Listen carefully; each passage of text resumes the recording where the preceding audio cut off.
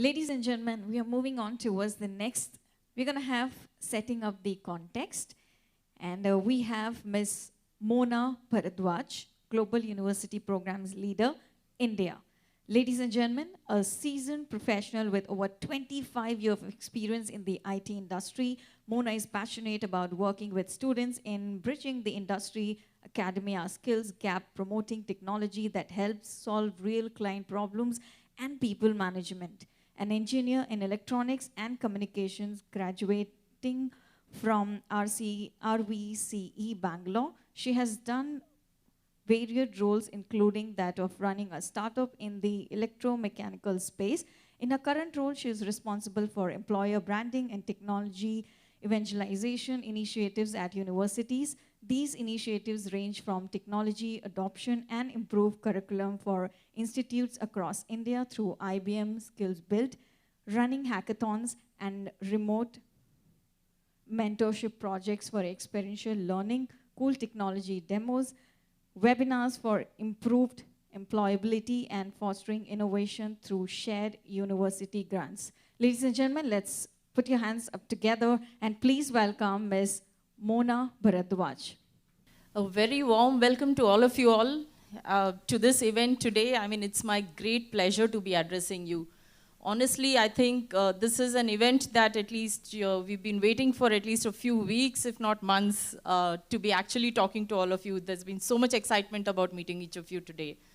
Thank you so much for making it. I know many of you have come from far and wide, some within Bangalore, also very hard to reach this destination, I'm sure, given the traffic, and there are others who've come from outside Bangalore. Thank you very much for being here today with us. So on behalf of all of IBM, our leadership, my team, I really welcome you all today. So before I set the stage for the context, I'd like to also take you back in time that IBM's association with academia has been quite long-standing.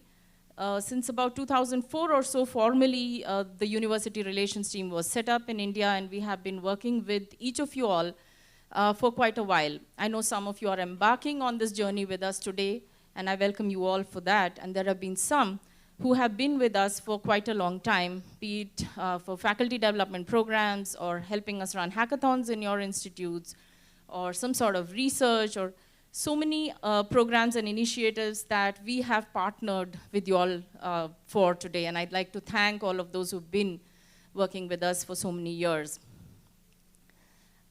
It also reminds me of this favorite story of mine whenever I'm talking to academicians or management from institutes. And I'd like to spend just a few minutes talking about this wonderful story. Taking you all back in time to about the 1930s maybe, to an island which is off Rameshwaram.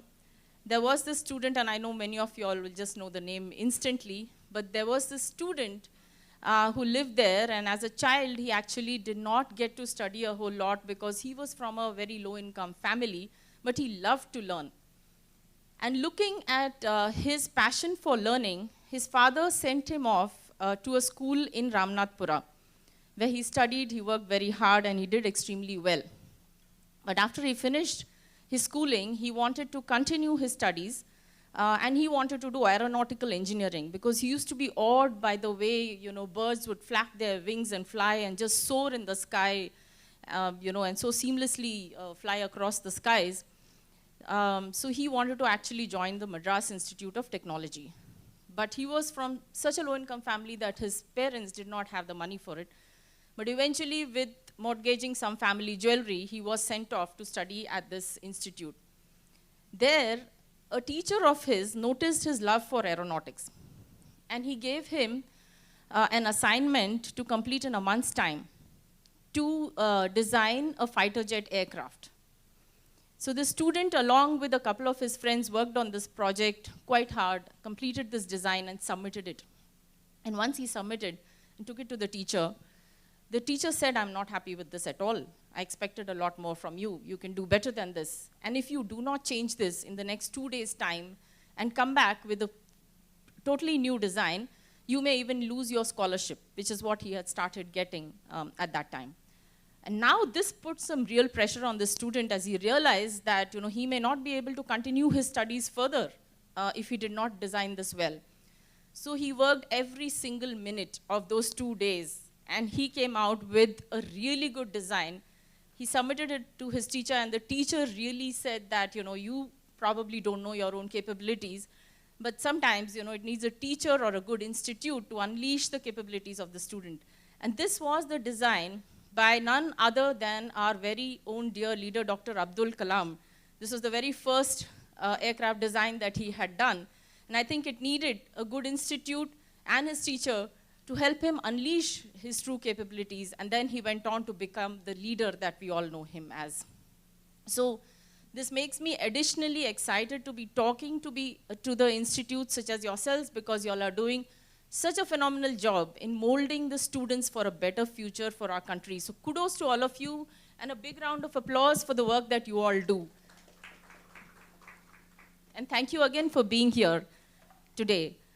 Setting the context for this conference, and Mr. Sunil has really given a really nice introduction of why do we need skilling and digital today, why just doing a degree may not be sufficient, though it is a necessary thing. So I'd like to just build on that. I think there's a wise quote that I read recently, which said, without sharpening your weapons, standing on the battlefield would not increase your chances of winning. And in this context, the battlefield is the vast uncertainty of the future, and skills are the weapons that we have, or our students will have, to be able to deal with those vast uncertainties. And I can see many of you all agreeing with that. So I don't think there is a need for the why skilling part, but I would like to emphasize two main aspects as part of this event today. You all may have come across the Jobs of Tomorrow report and read it by the World Economic Forum. And it clearly calls out that in future, there are going to be about 7 different kinds of job roles that will emerge and continue to stay and thrive in the industry. And they are data and AI, engineering, cloud computing, people and culture, product development, marketing, sales, and content. Now, as you can see from the list here, there is one set of jobs which requires the adoption of new and emerging technologies, which is the data and AI, the engineering, cloud computing, and the product development. And there is another set of jobs which continues to have a need for human interaction, which has always existed, which is the marketing, the sales and content, the people and culture, the care economy, which we have also seen to boom over the pandemic times. So don't we need to actually make our students ready for the jobs of tomorrow? Coming to the second aspect, which is that there is a huge number of unfulfilled jobs across the globe, which you all may be aware of, be it in cloud, be it in data science, AI, you name it, and there are a huge set of unfulfilled jobs in the US, in China, in any country, including India, that is set to grow a whole lot more by 2030, as per the reports that we can see. On the other hand, we also have a huge population of people under the age of 20, which is the student population, which is now poised to become the working population of India and can fulfill all those unfulfilled job roles that exist today, if only they were skilled in the right direction. So I think why skilling part is becoming really clear today as we speak, but why online and why digital? Some of you all have completed the faculty build-a-thon, which lasted for about 2 months. There were 2 cohorts, 1 month each. And they were in all of these domains, as you can see. There's the Red Hat OpenShift, there is applied data science, data analytics, and AI. I think these are the areas where we are trying to align with the jobs of tomorrow, because the faculty of today will be able to train the students of tomorrow. And we have done a lot of this online. But why online is the important question. So I'd like to quote Ernest Hemingway, a novelist and a short story writer, who suggested that change happens in 2 ways, gradually and then suddenly. I can't think of a better way of telling you all about how the education industry itself has changed. We saw a lot of small changes happening over a period of time, but as soon as the pandemic set in, there was drastic change in everything that happened. So I couldn't agree more on this statement. In order to be aligning with the future of work and the future of learning, in my humble opinion, being online, being digital, is also a part of the whole thing. So we see that the future of learning, and this was basically determined by a study that IBM had done a few years ago, and I was really surprised to see how it came true just as soon as the pandemic started. So this was a pre-pandemic study, which said that the future of learning is going to be immersed in technology, which means that it is going to need digital connected devices, mobile phones, and we saw how all of a sudden everybody needed a mobile phone to actually connect to his classroom, his or her classroom. Future of learning will not be confined to a single location. And we are also seeing a huge amount of need and acceptance for a blended form of learning, which has the traditional form and the digital. It will be interactive. So I think there are infinite number of possibilities that technology brings in order to make it interactive and interesting, including AR, VR, and whatnot. It will also be personalized, which means that data-driven cognitive systems can actually provide the right insights for a learner all through his journey, right from beginning to the end, to be able to guide him or her as to how he could reach a certain end goal by following a completely different path from what someone else is doing, because it can get personalized to that extent for each student. So these will be the 4 major aspects of the future of learning, which is immersed in technology, not confined to a single location, interactive, and personalized. Coming to the future of work. Future of work, as per many studies, is also projected to be flat, transparent, on-demand, and competitive. Flat would require a lot more decision-making skills at each level, because the hierarchy, as we see already, is reducing a lot. It will be transparent. It will be on demand, which means that whenever there is a need for a project team to come up, there would be pop-up teams that would come up and also get dismantled when the need goes away. We also see that it is becoming more and more competitive, which just means that we have seen right now that there are teams that work seamlessly across India, across the globe, but imagine a scenario where the entire globe will become the hiring ground for any company to hire from, irrespective of the boundaries of the countries. And that is where we are headed towards, and that's where our students are headed towards.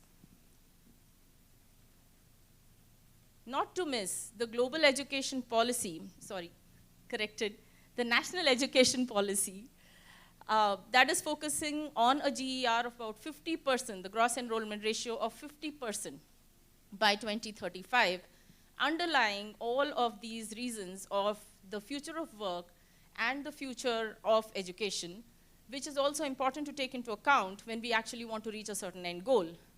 And are we planning to reach that by traditional methods only? I'm afraid not. I think what is very clearly coming out is a need for online, for digital, and a blended form of learning which will help us achieve all of these, which is getting our students ready for the future of learning, for the future of work, and for the steep targets of the national education policy.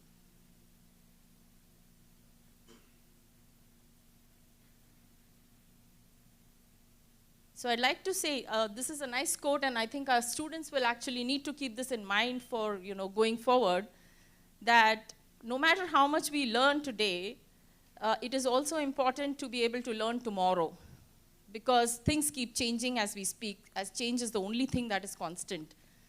So the illiterate of the 21st century will not be those who cannot read or write, but those who cannot learn, unlearn, and relearn, which is a nice saying by Alvin Toffler, the American writer and futurist, which really has to be the underlying aim of all that we teach our students today, because this is what they need to be ready for. Again, I'm extending a very warm welcome to each one of you all, from all of us, but before I leave the stage, I'd like to introduce my team, because we will be interacting with you over the next few weeks, months or so, and I'm hoping that this is going to be a much longer journey together than just few weeks and months. But we have Mani Madhukar, who is the program manager for Global University Programs, and he manages North and East and also the Hyderabad region. We have Punima Iyengar, who manages all the relationships in the South and the West. We have Jayant, who is the marketing lead for us, And we have Hema, who is right now part-time with us, and she helps us out with all the operations. So I'd like to welcome you all on behalf of the whole team, on behalf of IBM, and I hope you all have a very nice interactive time today with them over lunch or otherwise. And again, a very warm welcome to each of you. Thank you.